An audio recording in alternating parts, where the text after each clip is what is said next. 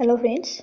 finally as a Nijut Moina 2.0 or check বিতৰণ কৰি দিয়া হল ষ্টুডেন্ট ছাত্ৰীসকলক আৰু এতিয়া ষ্টুডেন্টসকলে কি কৰিব লাগিব চেকসমূহ কি কৰিব লাগিব কেতিয়া জমা দিব লাগিব এইবোৰ আজি আমি ডিসকাস কৰিম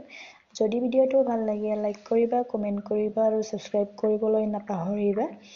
এতিয়া জনে জনে চেক বিতৰণ কৰিছে চৰকাৰে তাৰ পিছত চেক পাইছে তেখেত ষ্টুডেন্টে কি কৰিবা First of all, তোমালোকে এই চেকখন লোৱাৰ পিছত দিব লাগিব বেংকত জমা দিব লাগিব নিজৰ বেংকত জমা দিব লাগিব বেংকত জমা দিয়াৰ পিছত তোমালোকৰ বেংকৰ মানুহে চেক কৰিব তোমালোকৰ চেকসমূহ চেক কৰাৰ পিছত ভঙাৰ পিছত তোমালোকৰ চেকসমূহত যি এমাউন্ট আছে এমাউন্টসমূহ তোমালোকৰ বেংকত ট্ৰান্সফাৰ কৰি দিয়া হ'ব সোমাই দিয়া হ'ব সোমোৱাৰ পিছত 1 বা 2 দিনৰ ভিতৰত তোমালোকে পইচাসমূহ পাই যাবা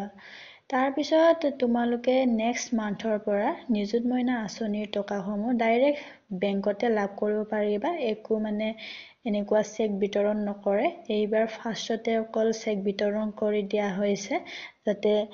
তোমালোকৰ নিযুত মইনা 2.0 এটা চেৰেমনি নিচিনা হৈ গল সেকেন্ড তোমালোকৰ পইচাখিনি ডাইৰেক্ট বেংক ট্ৰান্সফাৰ কৰি দিয়া হ'ব এইখিনি আছিল ভিডিওটো নিযুত মইনা আঁচনিৰ বিষয়ে আৰু যদি কিবা ইনফৰমেশন আহে তেতিয়া হলে তোমালোকক মই জনাবলৈ চেষ্টা কৰিম সেই কাৰণে তোমালোকে চেনেলটো সাবস্ক্ৰাইব কৰি ৰাখিবলৈ নাপাহৰিবা যাতে কিবা ইনফৰমেশন আহিলে ফাৰ্ষ্ট অফ অল তোমালোকে পাব পাৰা এইখিনি ধন্যবাদ জনাইছো